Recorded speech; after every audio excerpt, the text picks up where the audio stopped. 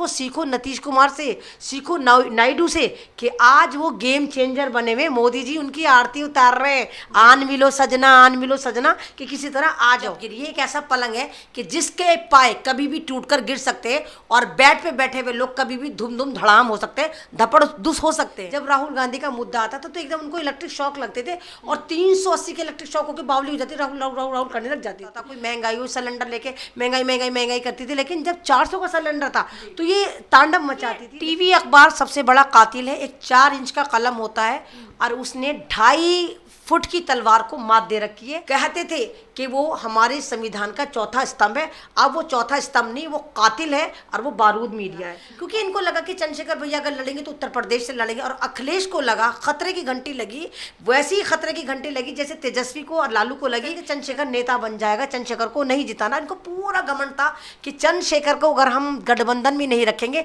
तो इसकी पार्टी तो बिल्कुल नई नई बनी है, गरीब बंदा है, गरीब पार्टी है, गरीब लोग हैं। प्रॉब्लम्स है मुसलमानों की, जितने भी बेगुनाह मुसलमान जेलों में बंद हैं, चाहे वो एनआरसी में है, चाहे कितने भी फर्जी मुकदमात में मुसलमानों के बड़े बड़े पढ़े लिखे काबिल शख्सियत हैं, हम उनको जेल से रिलीज करेंगे।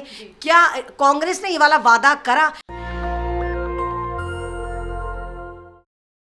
नमस्कार, मैं निधि रतन और आप देख रहे हैं नेशनल दस्तक। मेरे साथ हैं आज खास मेहमान एमएन रिजवी। लगातार सामाजिक मुद्दों पर अपनी बात रखती हैं।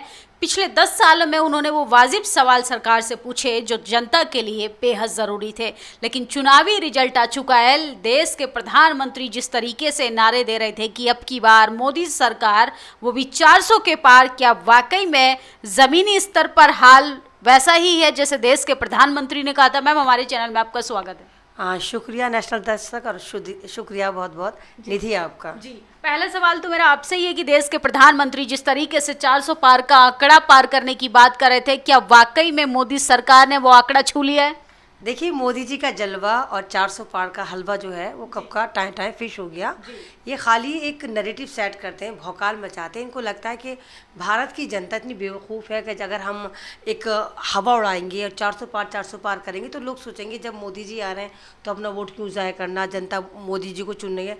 तो कुछ 20-15% जो वोट है ना वो बहाव में पड़ जाता है।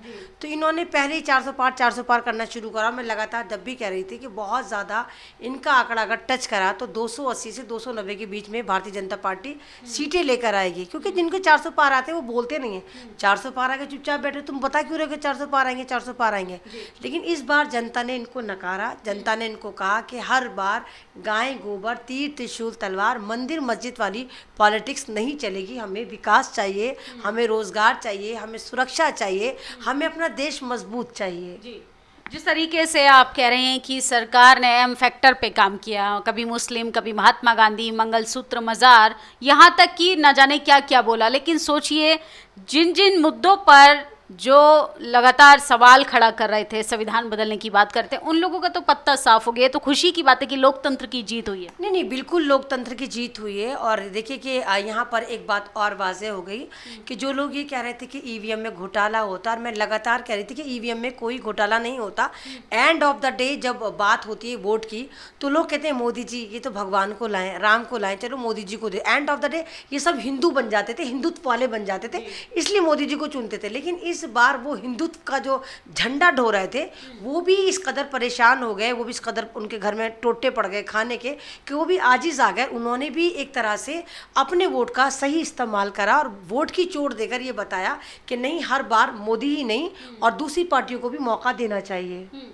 स्मृति ईरानी पर क्या कहेंगी? स्मृति ईरानी अमेठी की सीट हार गई हैं। वो तो लगातार जनता के लिए भी काम कर रही थी, मुखर होकर राहुल गांधी को भी जवाब दे रही थी। देखिए, सिलेंडर वाली ताई का जो सिलेंडर था बहुत ज़्यादा एक्सेस हो चुका था और गैस इतनी ज़्यादा भर गई थी कि उनका पैराशूट आसमान में उड़ गया। मतलब इतना घमंड था, उतना घमंड था। मतलब एक कहते हैं कि एक महिला जो होती है वो एक संस्कार का जो है ना मिला जुला एक नमूना होती है कि उसमें हर तरह की तहजीब होती है। लेकिन वो एक ऐसी औरत थी जिसके अंदर कोई तहजीब नहीं रही थी वो ना कि ओछे को मिला तीतर बाहर बांधू के भीतर।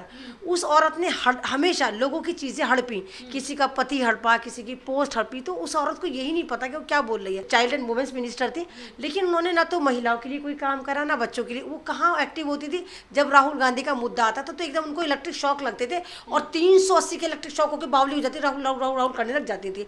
आपने देखा पार्लियामेंट में उन्होंने किस तरह बदतमीजी करी और किस तरह उन्होंने सोनिया गांधी को बेइज्जत करा। उसको लग रहा था कि जिंदगी का जो मंच है, पार्लियामेंट जो है, पूरा हिंदुस्तान का जो मंच है वो एक ड्रामा है, क्योंकि सास भी कभी बहू थी का सीरियल चल रहा है, तो उसको कोई भी बात सीरियस नहीं लगती थी। लेकिन जनता ने कहा कि नहीं, इस बार स्मिता ईरानी को इस सिलेंडर वाली ताई का जो पैराशूट है हम पार्लियामेंट में उतरने ही नहीं देंगे, इसको आसमान में छोड़ देंगे। और पहली बार ऐसा हुआ कि इतनी फेम औरत थी, इतनी फेम थी, हर जगह चर्चा होता था, कोई महंगाई हो, सिलेंडर लेके महंगाई महंगाई महंगाई करती थी। लेकिन जब 400 का सिलेंडर था तो ये तांडव मचाती थी। लेकिन जब 1100-1200 का सिलेंडर हो गया, ये गुफा में सो रही थी। कभी लहसन की माला पहनती थी, कभी अदरक की पहनती थी, कभी प्याज की। मतलब जब कांग्रेस थी तो उसको हर चीज़ नज़र आती थी, लेकिन जब इनकी सरकार आई ना, कुछ नज़र नहीं आता। फिर ये पता नहीं कहाँ जाकर सो गई। तो इसका जो ये रवैया था, इसका दोहरा चरित्र था, और ख़ुद इसके रवैये से भारतीय जनता पार्टी बड़ी परेशान थी। उनको भी लगता था कि इसकी वजह से हमारी छवि खराब हो रही है। और इस बार अगर आपने देखा हो, चाहे मोदी जी ने पहली बार ज़िंदगी में कितने गलत स्टेटमेंट दिए हो, मुसलमानों के खिलाफ स्टेटमेंट दिए हो, मुसलमानों को बच्चा पैदा करने की मशीन का, बहुत सारी बातें मोदी जी ने कही जो कभी उन्होंने इससे पहले नहीं कही थी। लेकिन इस बार ऐसा देखा गया कि मोदी जी ने अपनी पार्टी में जो लोग मुसलमानों के खिलाफ बोलते थे, दलितों के खिलाफ बोलते थे, उनका टिकट काटा था, और जिनका टिकट नहीं काटा था उनको पार्लियामेंट में घुसने ही नहीं दिया। उनमें नवनीत राणा है, वो कितनी बदतमीजी कर रही थी, है ना। वो एक तीर वाली थी, तीर चला रही थी, ऊपर वाले ने ऐसा तीर मारा कि वो ज़मीन में चली गई। तो इस बार ना बहुत सारी चेंजेस देखने को मिली, और पता चला कि जनता ने इस बार जो अपनी वोट की चोट करी वो वाकई बहुत ज़बरदस्त करी। और जिस तरह गठबंधन को मजबूत करके एक मजबूत अपोजिशन दी, भाई सरकार जैसे कहते हैं हमारी 400 पार आएगी, हमारे 500 पार आएगी। मोदी जी तो हैंडीकैप्ट है, लंगड़ी लूली सरकार जाने वाली है इस बार, और हमेशा धड़के में रहेंगे। और मैं उन मुसलमानों से भी कहती हूँ जो मेरे मासूम भोले भाले मुसलमान कहते हैं कि नहीं, हम नहीं चाहते पॉलिटिक्स में आए, हम तेरा मेरा झंडा उठाएंगे, हम अगर जाएंगे तो ज़्यादा 10-20 सीटें लेकर आएंगे। तो बेवकूफ़ों, सीखो नीतीश कुमार से, सीखो नायडू से कि आज वो गेम चेंजर बने हुए। मोदी जी उनकी आरती उतार रहे हैं, आन मिलो सजना, आन मिलो सजना, कि किसी तरह आ जाओ। वो कैसी शर्तें लगा रहे हैं, ये वाला मंत्रालय दे दो, ये वाला मंत्रालय दे दो, रेल मंत्री दे दो, वित्त मंत्री दे दो, फाइनेंस मिनिस्टर दे दो, डिफेंस मिनिस्टर दे दो। मतलब सारे अहम वो अपने मांग रहे हैं वहाँ से मंत्रालय। और कितनी सीटें इनके पास? एक के पास 13 है, एक के पास शायद 15 है। मतलब ये देखो कि किंग मेकर क्या होता है। अगर मुसलमान भी अपनी क़यादत मजबूत करते और सही मायने में एकजुट होकर अपने बंदों को, अपने लोगों को लेकर आते पार्लियामेंट में, तो हो सकता था तुम भी किंग मेकर बनते। क्या आपको लगता है कि इस बार आप किंग मेकर बता रही हैं नायडू को और नीतीश कुमार को, क्या वाकई में नीतीश सरकार जो है वो मोदी सरकार के साथ अगर सत्ता बनाते हैं तो मोदी सरकार इन आने वाले 5 सालों में काम करेंगे? नीतीश कुमार वाली बात आपने कही कि नीतीश कुमार के साथ ये सरकार बनाएंगे, तो नीतीश कुमार की कैसे सरकार चलेगी? देखिए, नीतीश कुमार को लोग कुछ भी कह ले, लेकिन जब नीतीश कुमार बीजेपी में गए थे अभी गठबंधन तोड़कर, तो मुझे तब भी डाउट हुआ था कि कोई भी आदमी इतना बेवकूफ़ नहीं हो सकता। मैंने काफ़ी सारे इंटरव्यू में बोला भी था कि सीएम की पोस्ट को पाने के लिए गद्दारी करके सीएम ही बन जाए, क्योंकि ईडी सीडी से बहुत ज़्यादा सरकार परेशान कर रही थी। तो इन्होंने एक तरह से कहिए सेटलमेंट करा था और कहा था गठबंधन से हम इधर जा रहे हैं, या जो भी सीन रहा हो। लेकिन नीतीश कुमार की खास बात ये रही है कि नीतीश कुमार ने अगर बीजेपी के साथ भी काम करा तो अपनी शर्तों पे करा है, कंप्रोमाइज़ नहीं करा। बीजेपी ने उनके साथ कंप्रोमाइज़ करा है। अब जिस तरह आन मिलो सजना मोदी जी आरतियां उतार रहे हैं, तो नीतीश कुमार तो शर्तें लगा रहे हैं कि ये वाला मंत्रालय, वो वाला मंत्रालय, वो वाला मंत्रालय।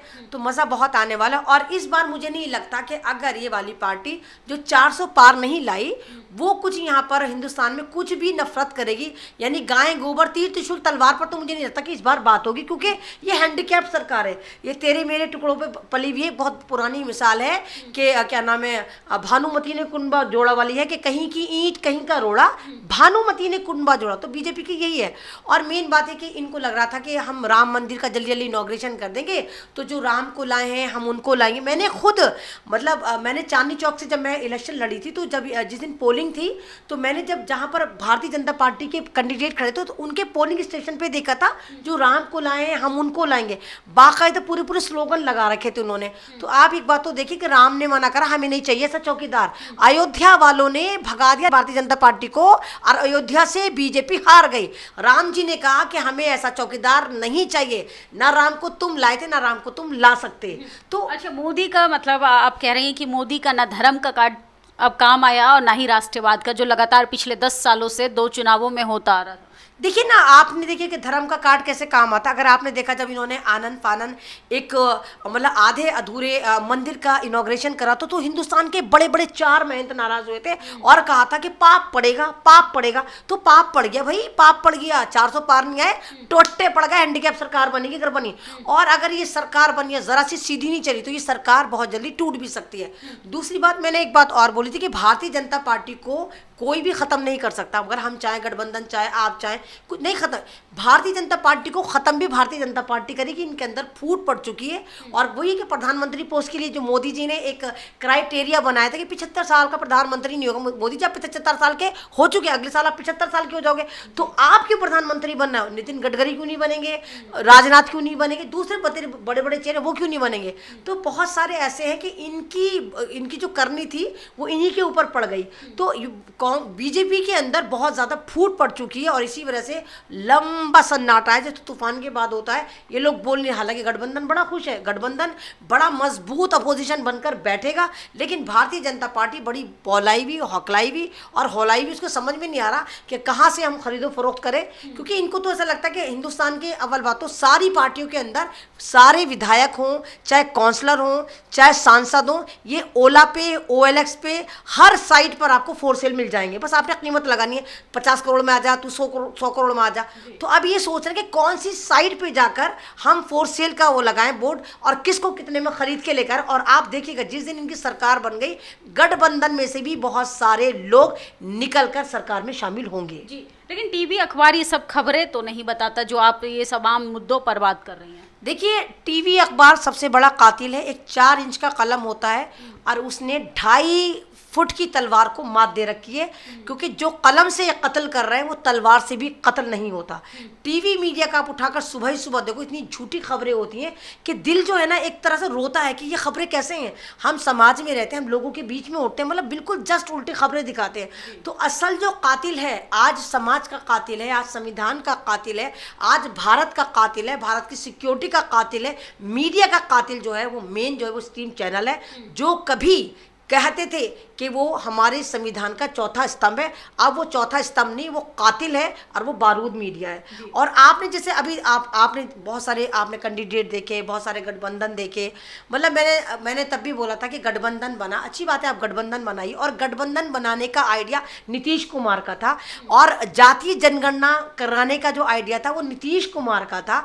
तो जब ये बना गठबंधन तो इसमें ममता बनर्जी नाराज़ हो गई, इन लोगों ने नहीं बनाया, वैसे साहब को शामिल नहीं करा, इन्होंने बदरुद्दीन अजमल को शामिल नहीं करा, मायावती जी को शामिल नहीं करा, और हमारे नेता, हमारे सुप्रीमो चंद्रशेखर भैया को भी शामिल नहीं करा, ASP को भी शामिल नहीं करा, क्योंकि इनको लगा कि चंद्रशेखर भैया अगर लड़ेंगे तो उत्तर प्रदेश से लड़ेंगे। और अखिलेश को लगा, खतरे की घंटी लगी, वैसी ही खतरे की घंटी लगी जैसे तेजस्वी को और लालू को लगी कि अगर कन्हैया को बिहार में एक सीट दे दी तो ये नेता बन जाएगा, इसलिए बिहार से उसको कोई टिकट नहीं दिया गया। तो राहुल ने बोला तो कोई बात नहीं, मियाँ साहब बेवकूफ़ होते हैं, तुम्हें दिल्ली की सीट दे देंगे।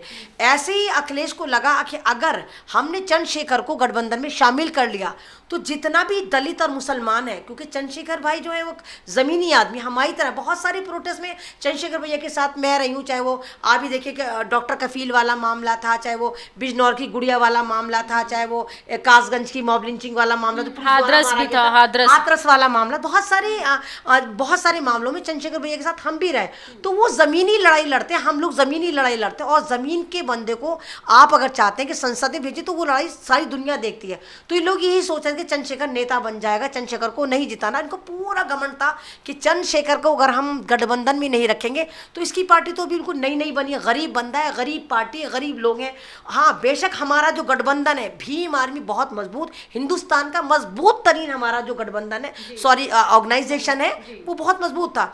तो लेकिन वही है कि चंद्रशेखर भैया ने हार नहीं मानी और नगीना वालों से कहा कि मैं गरीब कैंडिडेट हूँ और मैं आपका अपना बेटा हूँ, आपके बीच में वो मस्जिदों में, मदरसों में, मुसलमानों से, दलितों सबसे मिले और मुसलमानों ने कहा कि नहीं, यही है हमारी राइट चॉइस और हम आपको वोट देंगे।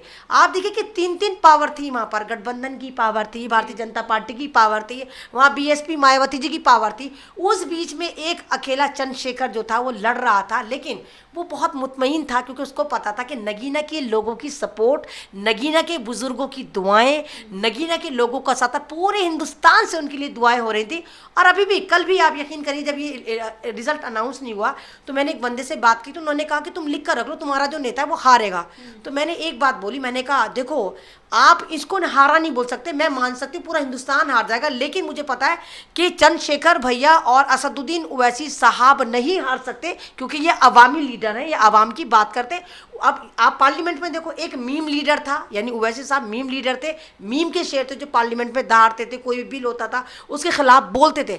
और इस बार एक शेर और जा रहा है, वो है भीम शेर, जिसका नाम है चंद्रशेखर। अब क्रांति आ चुकी, 400 बोले ना बोले, 500 बोले ना बोले, लेकिन हमारे ये शेर ज़रूर दहाड़ेंगे जी। तीसरी बार मोदी सरकार सत्ता बनाने जा रही है, जैसा कि लोग आंकड़े, विपक्षी नेता आशंका जता रहे हैं, टीवी अखबार कह रहा है। देश की आवाम को क्या कहना चाहेंगी? आप तो खुद लोकसभा का इस बार चेहरा थी एसपी पार्टी से, क्या कहेंगी, क्या और महिलाओं के लिए खासकर क्या कहेंगी? आप आने वाले समय में फिर से मैदान में हमें दिखाई देंगी?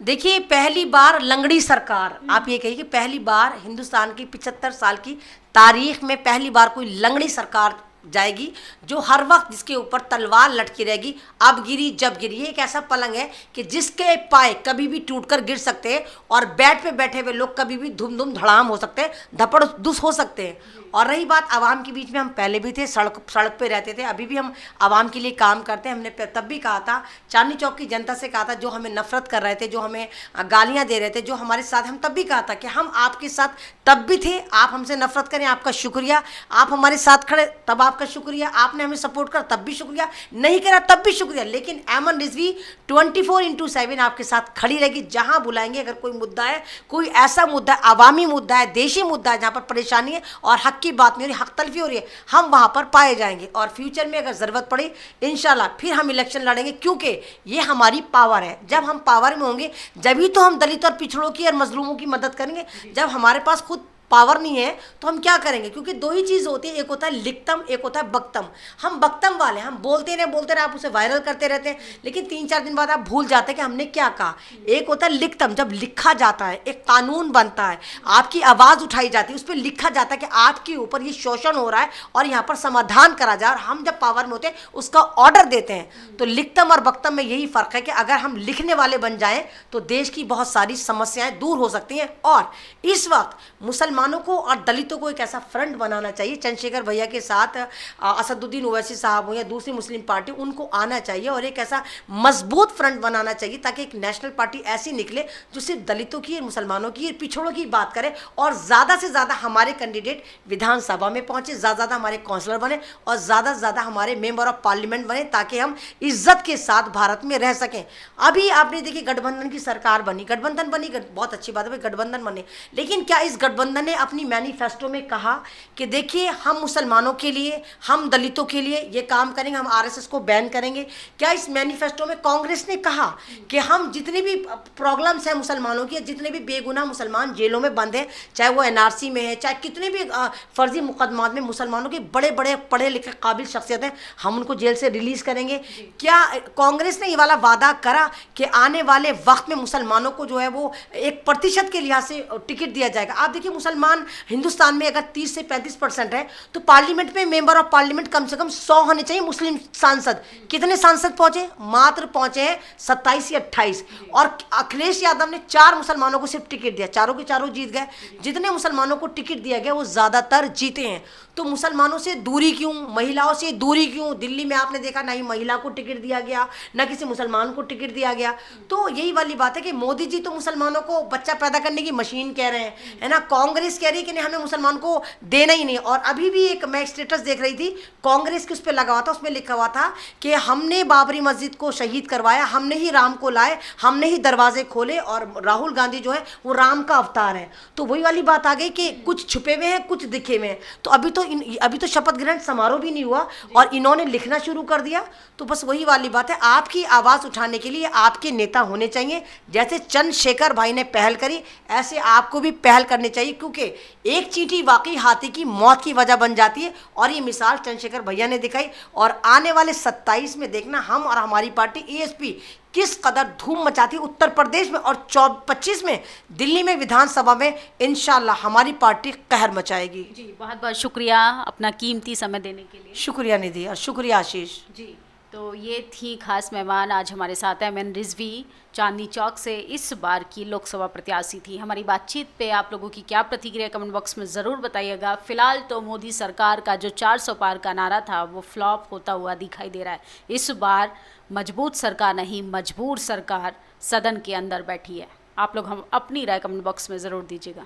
नेशनल दस्तक की आपसे गुजारिश है कि अगर इसको बचाना चाहते हैं तो नेशनल दस्तक को सब्सक्राइब करने के लिए रेड कलर के सब्सक्राइब बटन को दबाएं, फिर बेल आइकन की घंटी दबाएं। नेशनल दस्तक को बचाने के लिए बहुत जरूरी है कि हर खबर को शेयर करें, लाइक करें, कमेंट जरूर करें।